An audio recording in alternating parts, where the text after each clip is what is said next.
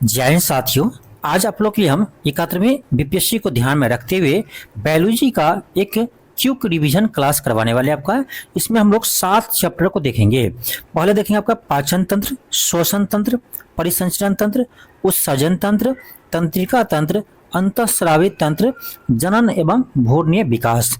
इन 7 चैप्टरों से महत्वपूर्ण प्रश्नों को देखेंगे, जिसमें आपका लगभग 250 प्रश्न होंगे। तो आज के क्लास में आपका बायोलॉजी का 7 चैप्टर आपका रिवाइज हो जाएगा और आपको हम अगले क्लास में इसका जो बाकी आपका चैप्टर रह गया है वो आपको हम नेक्स्ट क्लास में करवा देंगे। तो चलिए इस क्लास को स्टार्ट करते हैं। मेरा पहला चैप्टर होगा पाचन तंत्र। पहला चैप्टर आपका है पाचन तंत्र। क्वेश्चन आपका फर्स्ट है कि मानव शरीर में पाचन का अधिकांश भाग किस अंग में संपन्न होता है। तो ये आपका छोटी हाथ में होती है, यानी मानव के अधिकांश पाचन किस भाग में होते हैं, तो छोटी आंत में होते हैं। ऑप्शन सी होगा। आपका अगला क्वेश्चन है कि करवाहट के लिए मानव का जीभ संवेदनशील भाग है। तो ये आपका पीछे का भाग। ऑप्शन सी होगा। आपका अगला क्वेश्चन है, क्वेश्चन आपका है कि मनुष्य की मुख गुहा में निम्न में से किसका पाचन प्रारंभ होता है। तो मुख गुहा में आपका कार्बोहाइड्रेट का पाचन शुरू होता है। मुख गुहा में आपका कार्बोहाइड्रेट का पाचन शुरू होता है, तो ऑप्शन आपका सी होगा।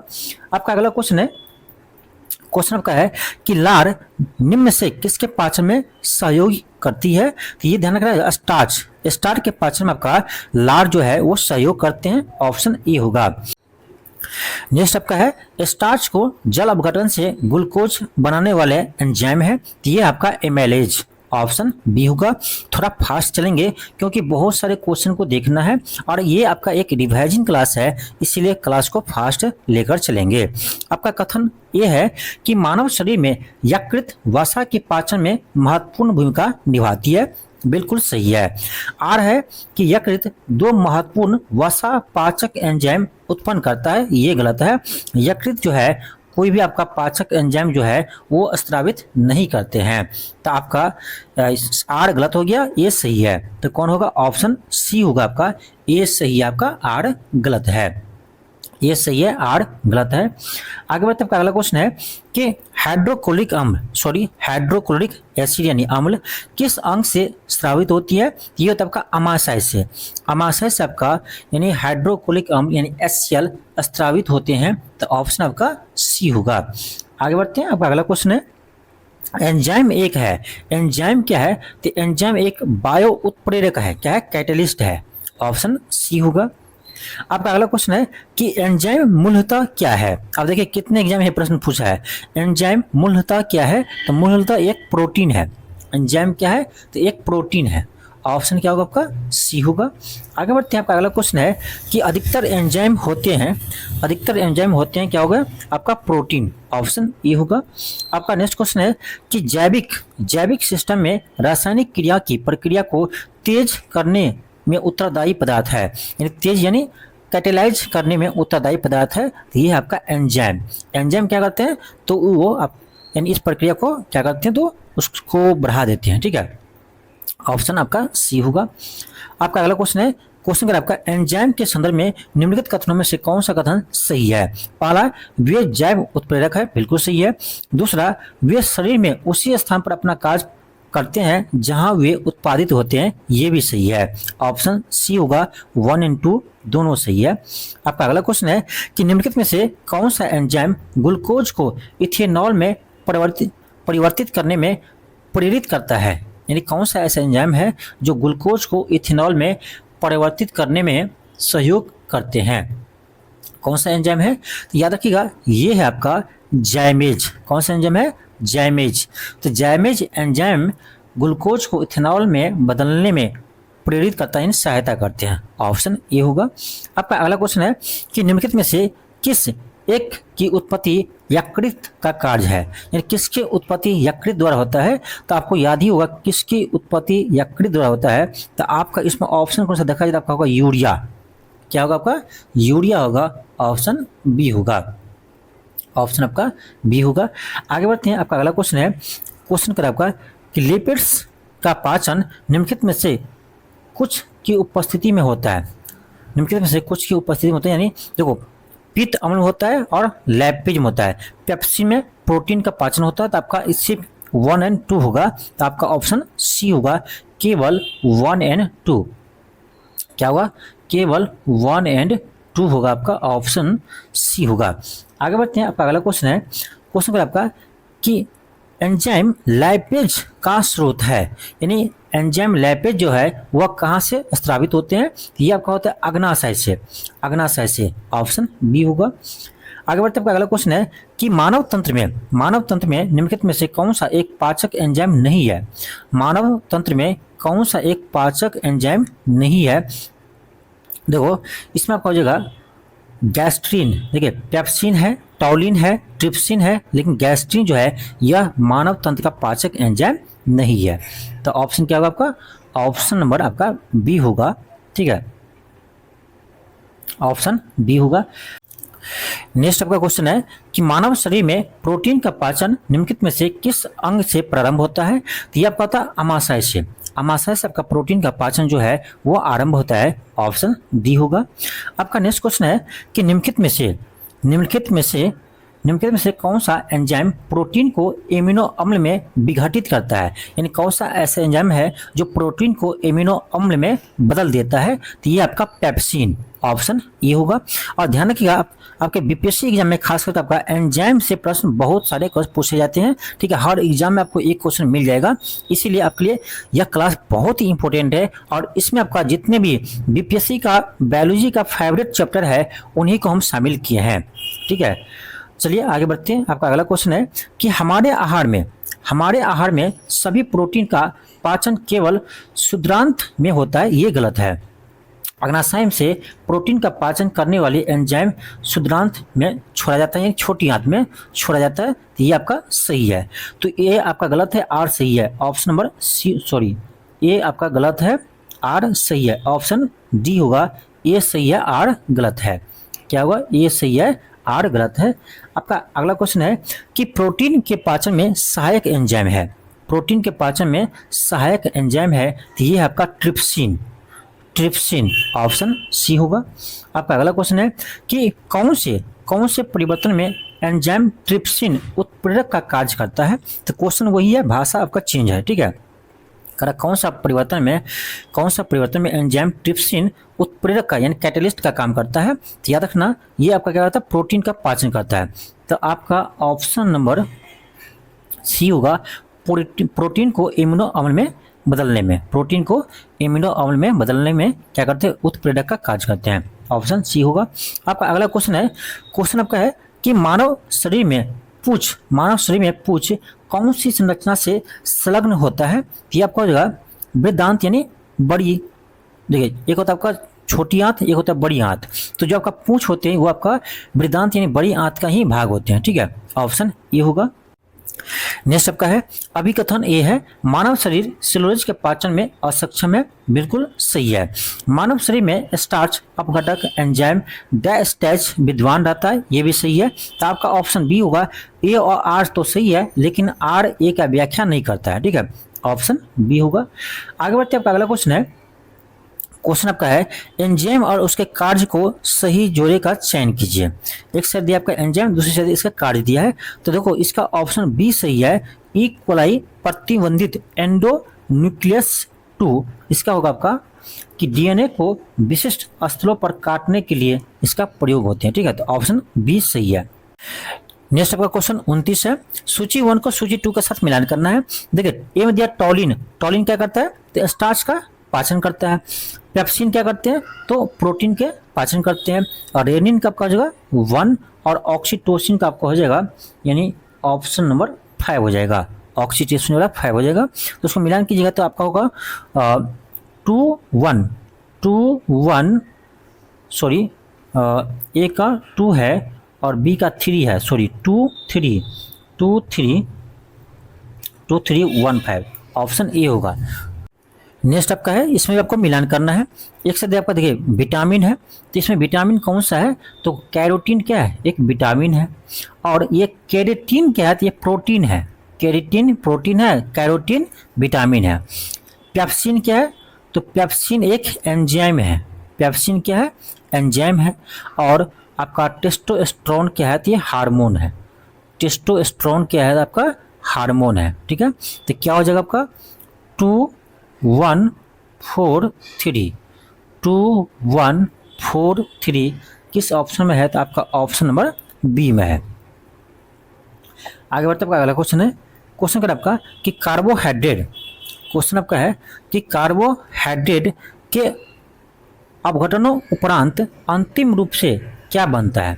यानी कार्बोहाइड्रेट के अपघटन के बाद अंतिम रूप से क्या बनता है, ये आपको बताना है। तो ये बनता है आपका ग्लूकोज, ऑप्शन सी होगा। क्या बनता है? ग्लूकोज बनता है। नेक्स्ट आपका क्वेश्चन है कि शरीर में अतिरिक्त ग्लूकोज ग्लाइकोजन में परिवर्तित होकर कहाँ भंडारित होता है? यानी शरीर में जो आपका अतिरिक्त ग्लूकोज होते हैं वो ग्लाइकोजन के रूप में परिवर्तित होकर के कहाँ पर जमा होता है? तो ये होता है आपका, ध्यान रखना, यानी ये आपका जमा होता है यकृत में। कहाँ जमा होता है? यकृत में आपका जमा होता है। ऑप्शन आपका बी होगा। यानी शरीर में अतिरिक्त ग्लूकोज ग्लाइकोजन के रूप में कहाँ पर जमा होता है? तो यकृत में होता है। ऑप्शन आपका बी होगा। आगे बढ़ते आपका अगला क्वेश्चन है कि यकृत एवं मांसपेशियों में ऊर्जा जमा होती, अब ये पढ़े थे कि यकृत और मांसपेशियों में ऊर्जा कैसे जमा होते हैं? तो ग्लाइकोजन के रूप में जमा होते हैं। ऑप्शन डी होगा। आपका अगला क्वेश्चन है कि 10 दिनों से अधिक दिन तक उपवास करने पर लीवर पर क्या प्रभाव पड़ेगा? 10 दिन से अधिक दिन आप उपवास करेंगे तो लीवर पर क्या प्रभाव पड़ेगा? तो लीवर में ग्लूकोज का स्तर क्या होगा? कम हो जाएगा। ऑप्शन क्या होगा? ए होगा। लीवर में ग्लूकोज का स्तर कम हो जाएगा। आपका अगला क्वेश्चन है, क्वेश्चन आपका है कि पित्ताशय में उपस्थित पत्थर निम्नलिखित में से किसका पाचन प्रभावित करता है? पित्ताशय में पत्थर जो बन जाते हैं वो पत्थर का आपका किसके पाचन में प्रभावित करता है, किसके पाचन में रुकावट डालते हैं? तो याद रखना, वसा के पाचन में रुकावट डालते हैं। ऑप्शन क्या होगा? ए होगा। वसा के पाचन में रुकावट डालते हैं। आपका नेक्स्ट क्वेश्चन है कि मानव शरीर की सबसे बड़ी ग्रंथि कौन सी है? ये है आपका यकृत। ऑप्शन ए होगा। आपका अगला है कि निम्न अंगों में से पित्त का संचय किस में होता है? देखो, पित्त जो आपका ये यकृत से निकलता है, ध्यान रखना, यकृत से स्रावित होता है, लेकिन ये आपका पित्ताशय में जाकर जमा होता है। पित्त कहाँ जमा होता है? पित्ताशय में जाकर जमा होता है। तो आपका ऑप्शन नंबर क्या होगा? डी होगा। ऑप्शन डी होगा। आप सभी के लिए आवश्यक सूचना है, यदि आप 71वीं बीपीएससी का लास्ट में आप प्रैक्टिस करना चाहते हैं तो आपके लिए हम एक टेस्ट सीरीज स्टार्ट किए थे। इसमें आपका देख सकते हैं अभी तक आपका इसमें 8 टेस्ट आपका अपलोड हुआ है। चलिए आपको दिखाते हैं। और ये टेस्ट है आपका बिल्कुल एग्जाम पैटर्न पर है, ठीक है। आपके बीपीएससी के एग्जाम की तरह ही मैं पेपर सेट किया हूँ। तो इसमें अभी तक आपका 8 टेस्ट अपलोड हुआ है और ये बाइलिंगुअल है, ठीक है। आप देख सकते हैं यहाँ पर आपका बाइलिंगुअल है, ठीक है, यानी हिंदी इंग्लिश दोनों में ये टेस्ट अवेलेबल है, ठीक है। और अभी तक आपका 8 टेस्ट अपलोड हुआ है और जल्द ही आपका इसमें जो आपका बाकी टेस्ट है वो भी करवा लिया जाएगा, अपलोड कर दिया जाएगा। तो लास्ट टाइम में भी यहाँ से प्रैक्टिस कर सकते हैं क्योंकि डायरेक्ट क्वेश्चन आपको एग्जाम में देखने को मिलेंगे।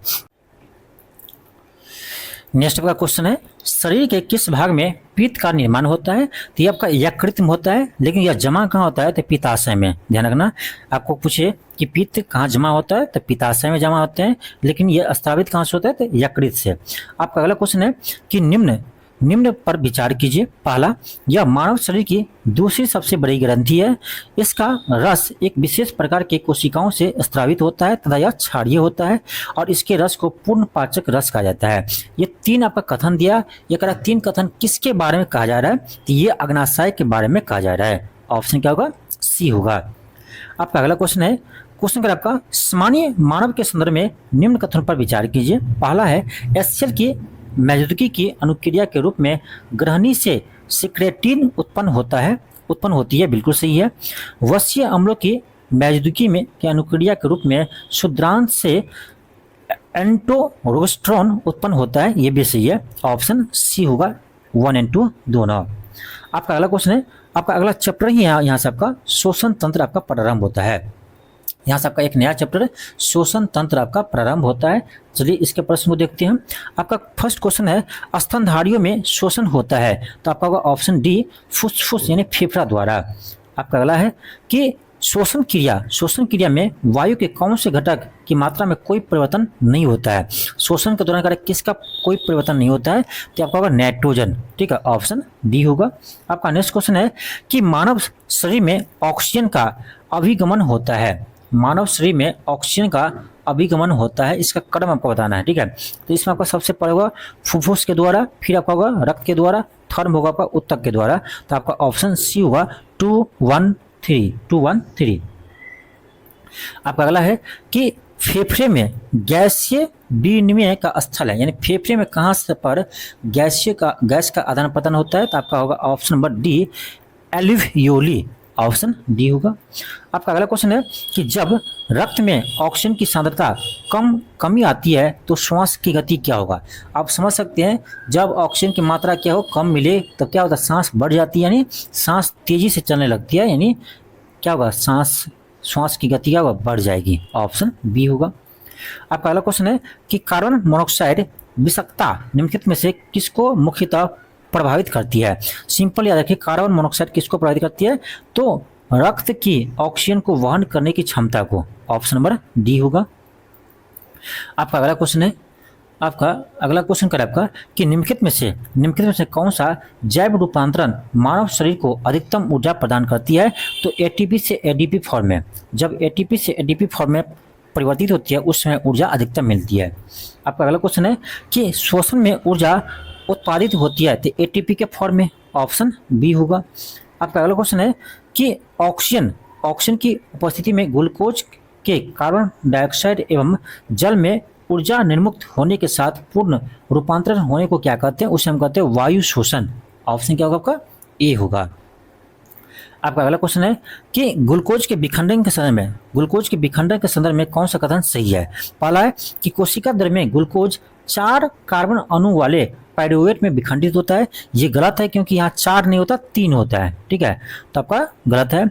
सेकेंड है ऑक्सीजन के अभाव में पाइरुवेट लैक्टिक एसिड के रूप में परिवर्तित होता है। क्या करें? ऑक्सीजन के अभाव में, ठीक है, यानी थोड़ा थोड़ा ऑक्सीजन मिल रहा है, ऑक्सीजन के अभाव है, तो उस केस में पाइरुवेट लैक्टिक एसिड में बदलती है। लेकिन पूर्णतः यदि ऑक्सीजन अनुपस्थित ही रहे, बिल्कुल भी ना हो, तो उस समय पाइरुवेट कार्बन डाइऑक्साइड और इथेनॉल में परिवर्तित होती है। ये दोनों आपका अलग अलग चीज है। तो आपका 2 और 3 सही है, तो आपका ऑप्शन सी होगा। आगे बढ़ते आपका अगला क्वेश्चन है कि मानव हृदय का कौन सा भाग शरीर ताप को नियंत्रित करता है? मानव शरीर का कौन सा भाग शरीर ताप को नियंत्रित करता है? मानव शरीर का कौन सा भाग शरीर ताप को नियंत्रित करता है? तो आपका होगा फेफड़ा, ऑप्शन बी होगा। अब चलिए आगे बढ़ते हैं। आपका अगला चैप्टर है परिसंचरण तंत्र।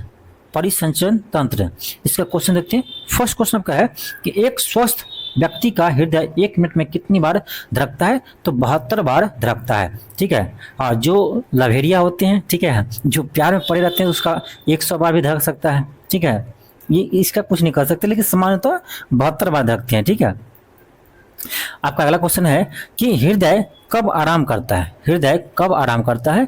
तो दो धड़कनों के बीच में जो समय मिलता है उसी समय ही हृदय आराम करता है, नहीं तो हृदय आराम करने लगे तो व्यक्ति बचेगा ही नहीं।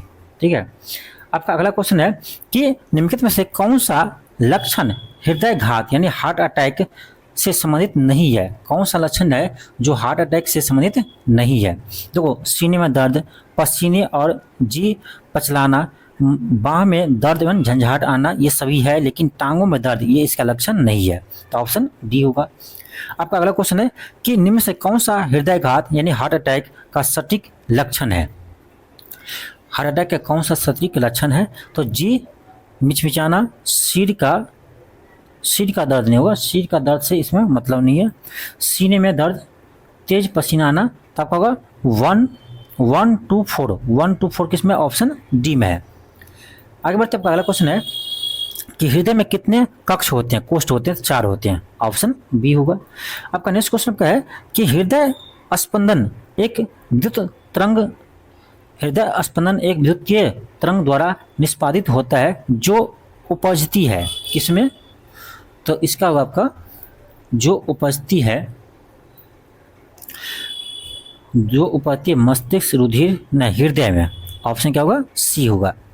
आपका अगला क्वेश्चन है कि मानव कलाई मानव कलाई में नाड़ी स्पंदन करती है। मानव कलाई यानी हाथ में जो नाड़ी डॉक्टर चेक करते हैं वो स्पंदन करती है, किस कारण से? तो हृदय से तेज, हृदय के बराबर, हृदय से स्वतंत्र होकर के नहीं, देखो हृदय के बराबर है, ठीक है। जैसे हृदय धड़कते हैं वैसे ही नाड़ी भी धड़कते हैं हाथ का, ठीक है। ऑप्शन सी होगा।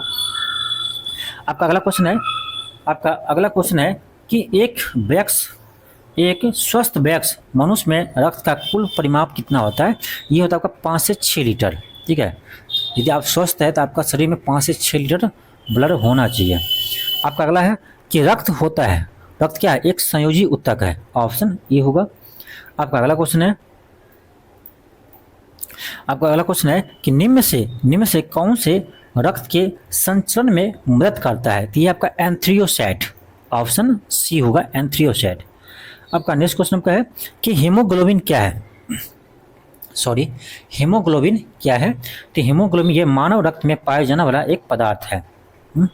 आपका नेक्स्ट क्वेश्चन का है कि हीमोग्लोबिन के संबंध में निम्नलिखित में से कौन सा कथन सही नहीं है?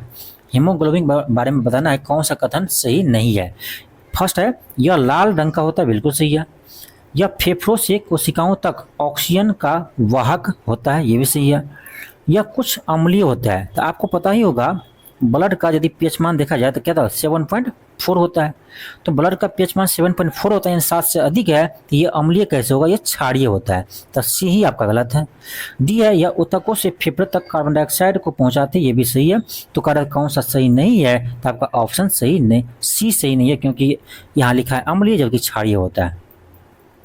आपका अगला क्वेश्चन है कि रुधिर कर्णिकाएं के संबंध में निम्नलिखित कथनों पर विचार करें और दिए गए कथन को कूट के साथ उत्तर दीजिए। देखते हैं। पहला है, इसमें लौह होता है, बिल्कुल सही है। यह रक्त को लाल रंग प्रदान करता है, बिल्कुल सही है। यह कुछ रोगों के प्रति प्रतिरक्षा प्रदान करती है और यह रक्त में ऑक्सीजन का वाहक होता है। तो देखो इसमें क्लियर नहीं किया है, कहा गया है, लेकिन ये आपसे पूछ रहा है आरबीसी के बारे में, ठीक है, इतना समझिए। क्वेश्चन में क्लियर नहीं किया गया है, लेकिन आरबीसी के बारे में आपसे पूछ रहा है, तो आरबीसी के बारे में आपका 1 2 4 सही है, ठीक है, 1 2 4 सही है, तो आपका ऑप्शन नंबर सी हो जाएगा। आपका अगला क्वेश्चन है, सेम क्वेश्चन आपका है, हीमोग्लोबिन के बारे में कौन सा कथन सही है? यह रक्त में ऑक्सीजन का संचार करता है, बिल्कुल सही है। यह लौ युक्त यौगिक है, बिल्कुल सही है। तो आपका थर्ड तो होगा नहीं। यह रक्त को लाल प्रदान करता है, ये भी सही है। आपका वही क्वेश्चन है, सॉरी, इसका आंसर क्या होगा? 1 2 4 किस में है? ऑप्शन डी में है। आपका अगला क्वेश्चन है, शरीर में हीमोग्लोबिन का कार्य क्या है? इस सबको पता होगा, ऑक्सीजन का परिवहन करना। आपका अगला क्वेश्चन है कि निम्नलिखित में से किस प्राकृतिक पदार्थ में लौ यानी लौ विद्यमान होता है? अब देखो इसमें आपको कहीं भी आपको हीमोग्लोबिन नहीं दिख रहा है, तो मायोग्लोबिन में भी आपका आयरन होता है। मायोग्लोबिन में भी क्या होता है? आयरन होते हैं, ठीक है। तो आपका ऑप्शन क्या होगा? डी होगा। आपका अगला क्वेश्चन है कि मायोग्लोबिन में कौन सी धातु होती है? तो अभी हम लोग देखे थे क्या होती है? आयरन होती है, लोहा। आपका अगला क्वेश्चन है कि किस प्राणी के जीव दर में हीमोग्लोबिन का विलय हो जाता है, यानी खत्म हो जाता है? तो ये होगा आपका केचुआ। किसमें होगा? केचुआ। केचुआ में आपको पता होगा ब्लड इसमें नहीं होता है। आपका अगला है, लाल रक्त कणिका यानी आरबीसी का रंग होता है, क्या होगा? हीमोग्लोबिन के कारण। हीमोग्लोबिन के कारण ऑप्शन क्या होगा? डी होगा। आपका अगला क्वेश्चन है कि रक्त शरीर में क्या कार्य करता है? हमारे शरीर में रक्त का कार्य क्या है? तो सारे शरीर को ऑक्सीजन पहुंचाता है, तरलता बनाता है, भोजन पाचन में सहायक करते हैं या खड़े होकर सहायता करते हैं? ना, क्या होगा? ऑप्शन ए होगा। आपका अगला क्वेश्चन है कि मनुष्य का औसत रक्तचाप क्या होता है? Blood pressure. तो क्या होगा? 120/80 होता है। क्या होते हैं? 120/80 होता है, ठीक है। और आप लोग को कमेंट बॉक्स में बताना है यह 120 क्या है और ये 80 क्या है, ठीक है। इसको कौन सा प्रेशर बोलते हैं, इसको कौन सा प्रेशर बोलते हैं, ठीक है। 120/80 जो है इसको हम क्या कहते हैं, ठीक है, एग्जाम में आपसे पूछता है। तो याद रखना 120 जो है इसको बोलते हैं सिस्टोलिक प्रेशर, ठीक है। और जो आपका 80 जो है उसको बोलते हैं डिस्टोलिक प्रेशर, ठीक है। तो SP/DP याद रखो, ठीक है। आपका अगला क्वेश्चन यही है, देखो यहाँ कर आपका स्वस्थ मनुष्य का रक्तचाप यानी सिस्टोलिक और डिस्टोलिक होता है। सिस्टोलिक और डायस्टोलिक क्या होता है, तो सिस्टोलिक में क्या होगा 120 होगा जो ऊपर होता है, और डायस्टोलिक में क्या होगा आपका 80 होगा जो नीचे होता है। तो आपका ऑप्शन नंबर ए होगा। आपका अगला क्वेश्चन है कि इनमें से रक्त दाब का मापन यंत्र कौन सा है। तो आपको याद होगा स्फेगनोमीटर से हम क्या करते हैं, तो रक्त को मापते हैं, सो रक्त को नहीं, ब्लड प्रेशर को मापते हैं स्फेगनोमीटर से। नेक्स्ट आपका है किसी व्यक्ति का रक्तचाप 140 Hg है तो इसका उल्लेख में Hg क्या है, तो पारा है मरकरी, ऑप्शन बी होगा। आपका अगला है कि जब व्यक्ति वृद्ध होते हैं तो सामान्यतः उसका रक्त का दाब क्या होता है। तो आप देखते होंगे कि जैसे जैसे एज बढ़ता है, बुढ़ापा आता है, तो बीपी क्या होता है, बढ़ जाते हैं, यानी ब्लड प्रेशर बढ़ जाता है, ऑप्शन बी होगा। आपका अगला क्वेश्चन है कि नीचे 4 व्यक्तियों का रक्त दाब यानी प्रेशर, ब्लड प्रेशर का मान दिया गया है। Shrimati X, Shri X, Shri Y, Shrimati Y. करा निम्नलिखित में से किसका रक्त दाब सामान्य है, किसका नॉर्मल है। तो हम लोग देखें 120 बाय क्या होता है, 80 होता है नॉर्मल, 120 बाय 80 क्या होता है, नॉर्मल होता है। तो श्री वाई का क्या है, तो नॉर्मल ब्लड प्रेशर है, श्री वाई आपका ऑप्शन डी होगा। आगे बढ़ते आपका अगला क्वेश्चन है, क्वेश्चन क्या है, हमारे शरीर में रक्त का दाब यानी ब्लड प्रेशर होता है। अब देखो कर हमारे शरीर में ब्लड प्रेशर जो होता है तो वायुमंडल के दाब से कम होता है, वायुमंडल के दाब से अधिक होता है। तो क्या होगा, ऑप्शन बी होगा। ब्लड प्रेशर क्या होता है आपका, वायुमंडलीय दाब से अधिक होता है। ठीक है, आगे बढ़ते हैं। अगला क्वेश्चन है कि रक्त समूह की खोज किसने किया था, तो कार्ल लैंडस्टीनर ने किया था। ठीक है, रक्त समूह का खोज किसने किया था, लैंडस्टीनर ने किया था। अब विलियम हार्वे क्या किया था, तो यह परिसंचरण तंत्र का खोज किया था विलियम हार्वे। ठीक है, और कार्ल लैंडस्टीनर ब्लड ग्रुप का खोज किया था। आपका अगला क्वेश्चन है कि आरएच कारक का नाम संबंधित है एक प्रकार से, ये बंदर से। ठीक है, आरएच फैक्टर का जो खोज किया गया था तो वो बंदर से खोज किया गया था। आपका अगला क्वेश्चन है कि निम्न रक्त वर्ग में सर्वदाता कौन सा है, यूनिवर्सल डोनर कौन होता है, ओ होता है। ठीक, ओ होता क्यों होता है, क्योंकि इसमें कोई भी एंटीजन नहीं होता है। ठीक है, इसमें कोई भी एंटीजन नहीं होता है किसमें, ओ में, इसीलिए यह सर्वदाता है, किसी को भी ब्लड दे सकता है। अगला आपका देखो क्या है, अगला कड़ा आपका मानव रक्तदान के लिए कौन सा रक्त समूह सर्वदाता है, यूनिवर्सल डोनर है, तो ओ ग्रुप होगा, बी होगा।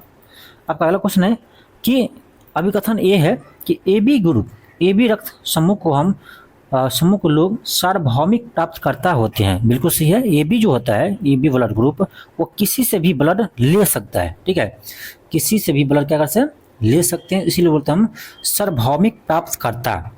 ठीक है, क्यों लेते हैं, क्योंकि इसमें कोई भी एंटीबॉडी नहीं होता है। ठीक है, ये भी प्रश्न पूछते हैं आपसे। ठीक है, इसमें कोई भी आपका एंटीबॉडी नहीं होता है, इसमें कोई भी एंटीबॉडी नहीं होता है, इसलिए किसी से भी वो ब्लड ले सकता है।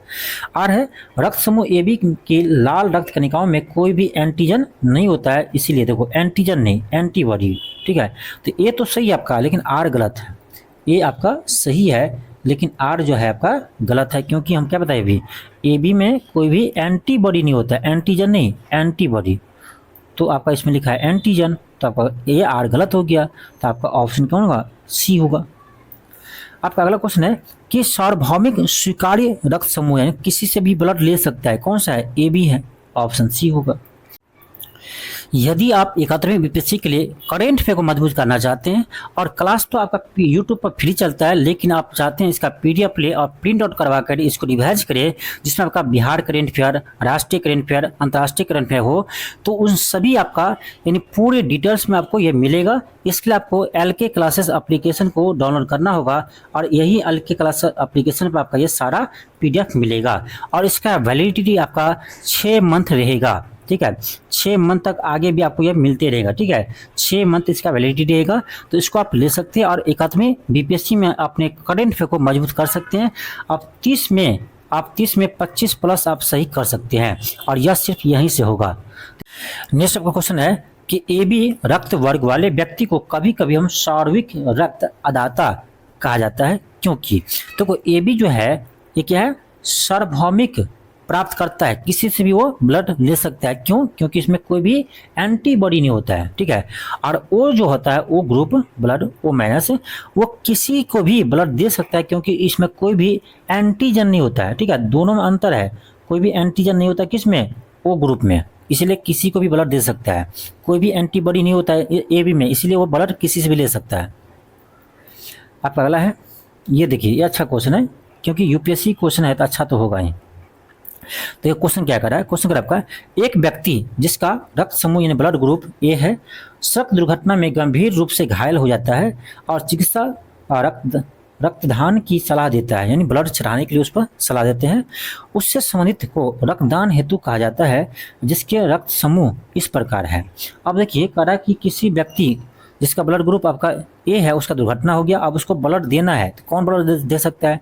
तो देखो पुत्र है जिसका देखो ग्रुप क्या है ए है तो ए वाला को दे ही सकता है, अब पता है। और ओ जो है वो किसी को भी दे सकता है, तो पत्नी ये भी दे सकते हैं। और देखो ओ यहाँ भी है तो ये भी दे सकते हैं, लेकिन ए भी नहीं दे सकते हैं, समझ गए ना। ए वाले तो दे ही सकते हैं और ओ वाले तो सबको ब्लड देता है, तो ये भी होगा। तो आपका होगा 134, 134 किस में है? ऑप्शन नंबर डी में है। आपका अगला क्वेश्चन है, एक मनुष्य दुर्घटनाग्रस्त हो जाता है और उसे रक्तदान यानी ब्लड चढ़ाने की आवश्यकता होती है, किंतु उसके रक्त समूह का परीक्षण करने का समय नहीं है। अब देखिए ऐसा व्यक्ति है, ठीक है, उसका सड़क दुर्घटना हो जाए, अब उसको रक्त देना है तो लेकिन उतना समय नहीं है कि किसी का हम ब्लड क्या करें चेक करें। तो करें निम्नलिखित से कौन सा रक्त समूह उसे दिया जा सकता है? ओ माइनस, क्योंकि ओ माइनस किसी को भी ब्लड हम दे सकते हैं, ठीक है। तो वहाँ पर जाँच करने की मतलब ही नहीं, जांच करने की जरूरत ही नहीं पड़ेगा, तो ओ नेगेटिव आप किसी को भी दे सकते हैं, ठीक है। ऑप्शन बी होगा। देखो ये आपका ना, देखो ये आरएस और यूपी से क्वेश्चन पूछा है, इसलिए थोड़ा सा दिमाग लगा कर क्वेश्चन पूछा। क्वेश्चन तो सिंपल ही है, लैंग्वेज घुमा दिया। आपका अगला क्वेश्चन देखिए क्या है, ये भी अच्छा क्वेश्चन है। क्वेश्चन है कि अज्ञात रुधिर वर्ग का एक व्यक्ति गंभीर रूप से दुर्घटनाग्रस्त हो जाता है, उसे तुरंत रक्तदान यानी ब्लड ट्रांसफ्यूजन की जरूरत पड़ती है। अस्पताल में आसानी से उपलब्ध निम्नलिखित रुधिर वर्गों में से किस एक का रक्त आधान के लिए उपयोग सुरक्षित होगा? यानी किसका, ये कौन सा ब्लड है उसको हम दे सकते हैं सुरक्षित रूप से, ठीक है। तो ये ध्यान रखना आप, ओ आर एच माइनस, ठीक है, ओ आर एच माइनस उसको हम दे सकते हैं, ठीक है। तो ऑप्शन आपका ए होगा, क्योंकि ओ निगेटिव जो है वो किसी को भी ब्लड दे सकता है, ठीक है। नेक्स्ट क्वेश्चन का है, बहुत ही अच्छा क्वेश्चन है कि एक विवाहित दंपति ने एक बालक को गोद लिया, उसके कुछ वर्ष उपरांत उन्हें जुड़वा पुत्र हुए। दंपति में एक का रक्त समूह ए बी है, ए बी पॉजिटिव है, दूसरा का ओ नेगेटिव है। तीनों पुत्रों में से एक का रक्त समूह ए पॉजिटिव, दूसरा का बी पॉजिटिव, तीसरा का ओ पॉजिटिव है। तो करा गोद लिया हुआ पुत्र का ब्लड ग्रुप कौन सा है? देखिए कैसे बनाएंगे। तो देखिए पति पत्नी में आपको दिया है ब्लड ग्रुप पति पत्नी का, तो एक का आपका दिया है ए बी, दूसरा का दिया आपका ओ। अब देखो ए बी और ओ से कौन कौन से ब्लड ग्रुप बन सकता है?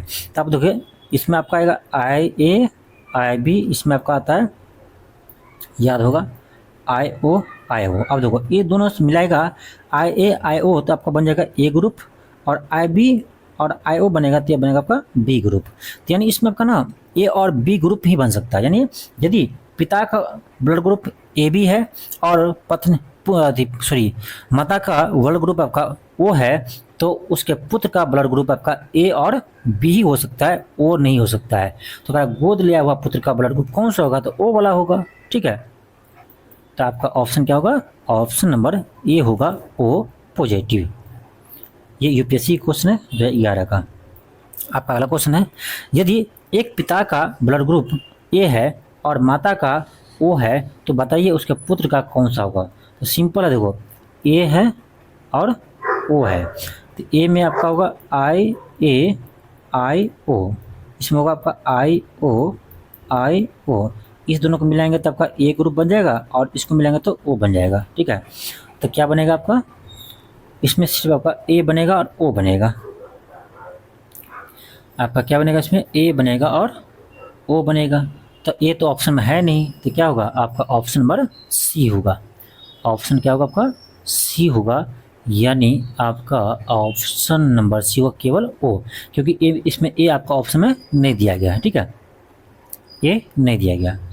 आपका अगला क्वेश्चन है कि आधान ट्रांसफ्यूजन में रक्त न केवल रक्त के प्रकार में बल्कि इसमें भी संगत होना चाहिए। यानी जब ब्लड चढ़ा रहे हैं किसी पर तो कह रहा है ब्लड ग्रुप नहीं मिलना चाहिए, उसमें और क्या मिलना चाहिए, तो RH फैक्टर, ठीक है, RH फैक्टर भी मिलना चाहिए, संगत होनी चाहिए। आपका नेक्स्ट क्वेश्चन आपका है कि किसी एक सामान्य व्यक्ति के रक्त का पीएच मान क्या होता है। तो देखो ब्लड का पीएच मान ऐसे आपका लगभग 7.4 होता है, ठीक है, 7.4 होता है। ये किस में आएगा, इस रेंज में आएगा, आपका ऑप्शन सी होगा। आपका अगला क्वेश्चन है कि प्रतिजन ऐसे पदार्थ है जो, प्रतिजन ऐसे पदार्थ है जो क्या होगा, हानिकारक बैक्टीरिया को नष्ट करता नहीं, प्रतिरक्षा तंत्र को परिवर्तित करता है। आपका ऑप्शन नंबर सी होगा। आपका नेक्स्ट आपका है कि इनमें से एंटीजेंस की मूल विशेषता क्या है। सेम क्वेश्चन है, क्या होगा, वे प्रतिरक्षों के निर्माण को प्रेरित करते हैं। ऑप्शन बी होगा। आपका नेक्स्ट क्वेश्चन आपका है कि शरीर में कौन सा संक्रमण से हमारी रक्षा करते हैं। ये आपका कौन करता है, WBC। WBC क्या करते हैं, प्रतिरक्षा को मजबूत करते हैं। आपका ऑप्शन बी होगा। आपका अगला क्वेश्चन है कि श्वेत रक्त कण का मुख्य कार्य क्या है। वही होगा आपका रोग प्रतिरोधक क्षमता का धारण करना, यानी विकसित करना। ऑप्शन सी होगा। आपका अगला क्वेश्चन है कि रुधिर प्लाज्मा में निम्नलिखित में से किसके द्वारा एंटीबॉडी निर्मित होता है। एंटीबॉडी का निर्माण किसके द्वारा होता है, तो ये आपका होगा लिम्फोसाइट। ऑप्शन बी होगा। एंटीबॉडी का निर्माण किसके द्वारा होता है, लिम्फोसाइट के द्वारा होता है। आपका ऑप्शन नंबर क्या होगा, आपका बी होगा। आगे बढ़ते हैं, अगला क्वेश्चन है कि प्रतिरक्षा का शाब्दिक संबंध है तो किससे है, लिम्फोसाइट से है। ऑप्शन नंबर ए होगा, लिम्फोसाइट से। ऑप्शन ए होगा। आपका अगला क्वेश्चन है कि निम्नलिखित कथनों में से कौन सा एक मानव शरीर में बी कोशिका और टी कोशिकाओं की भूमिका का सर्वोत्तम वर्णन है। अब देखो कह इसमें बी कोशिका होता है और टी कोशिका जो है उसका कह सर्वोत्तम कौन सा व्याख्या करता है। ए में वे शरीर के नहीं, वे शरीर के दर्द ना, वे शरीर के प्रतिरक्षा निरोधक की तरह कार्य करते हैं। तो आपका ऑप्शन नंबर क्या होगा, तो एक सेकेंड, ऑप्शन सी में देखिए, वे शरीर में प्रतिरक्षा निरोधकों की तरह कार्य करते हैं, वे शरीर में रोगजनकों द्वारा होने वाले रोगों से बचाती है। तो आपका ऑप्शन डी ज़्यादा सही है, ठीक है, आपका ऑप्शन डी जो है वो ज़्यादा सही है। आपका अगला क्वेश्चन है कि मानव रक्त की संयंत्रता का कारण क्या है, यानी विस्कोसिटी। मानव शरीर का संयंत्रता का कारण, मानव रक्त के संयंत्रता का कारण क्या है। तो ये आपका हो जाएगा प्लाज्मा में नहीं, रक्त में प्रोटीन, प्लाज्मा में बिंबाणु, तब होगा रक्त में प्रोटीन। ऑप्शन ये होगा। आपका अगला क्वेश्चन है कि मानव के श्वेत रक्त यानी WBC का व्यास होता है। ये रियर बाय आपसे क्वेश्चन पूछा जाएगा, ठीक है, लेकिन याद रखो तो ये ऑप्शन ये होगा 0.007 मिलीमीटर। आपका अगला क्वेश्चन है कि रुधिर में श्वेत रक्त कणिकाओं की अत्यधिक मात्रा में उपस्थिति को रोग विज्ञान की भाषा में कहते हैं। यानी क्वेश्चन ये कर आपका कि WBC की यदि अत्यधिक मात्रा हो जाए तो उसको हम क्या कहते हैं, उसको हम कहते हैं लुकेमिया, जिसे हम कैंसर कहते हैं, ब्लड कैंसर, ठीक है। WBC के बढ़ जाने से क्या होते हैं, लुकेमिया होते हैं, ब्लड कैंसर होते हैं, ठीक है। तो ऑप्शन आपका बी होगा। आपका अगला क्वेश्चन है कि लाल रक्त कणिकाएं यानी WBC मुख्यतः बनती है। तो RBC का निर्माण कहाँ होता है, अस्थि मज्जा में होता है, ठीक है। RBC का निर्माण कहाँ होता है, अस्थि मज्जा में होता है, जबकि इसका विन्यास कहाँ होता है, तो प्लीहा में होता है, याद रखना, ठीक है। RBC नष्ट कहाँ होता है, प्लीहा में होता है, और इसका निर्माण कहाँ होता है, तो अस्थि मज्जा में होता है। तो आपका क्या होगा, आपका ऑप्शन नंबर डी होगा। आपका अगला क्वेश्चन है WBC का बनना और RBC का विनाश होना है। तो अभी आपको बताएं RBC का विनाश कहाँ होता है, प्लीहा में होता है। तो ऑप्शन बी होगा। आगे बढ़ते हैं, अगला क्वेश्चन है कि मानव शरीर के किस अंग में लसिका कोशिकाएं बनती है। लसिका कोशिकाएं बनती है, तो ये बनती है आपका तिल्ली में। ऑप्शन डी होगा।